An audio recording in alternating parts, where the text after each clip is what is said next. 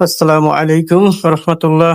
প্রিয় দর্শক, আজকে আমি চলে আসলাম মিরপুর ১ নম্বর শাহ আলী বাগদাদী রহমতুল্লাহ এর মাজারে। এখানে ১২ই রবিউল আওয়াল উপলক্ষে মহানবী হযরত মুহাম্মদ সাল্লাল্লাহু আলাইহি সাল্লামের জন্মদিন বার্ষিকী উপলক্ষে এখানে আয়োজন চলছে। আমি একটু ঘুরে ঘুরে দেখানোর চেষ্টা করছি আপনাদের।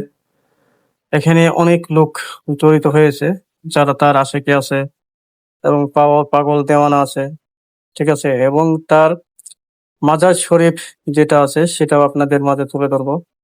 ইনশাআল্লাহ আপনারা সবাই ধৈর্য সহকারে দেখবেন। এটা তার জিয়ারতের গাছ। সবাই এখানে মোমবাতি আগরবাতি জ্বালিয়ে দোয়া করে।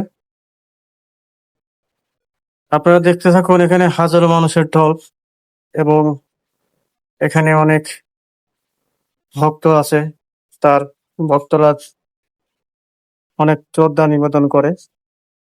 আমিও চলে আসছি, তো দেখে ভালো লাগলো এই জন্য ভিডিও শুরু করে দিছি।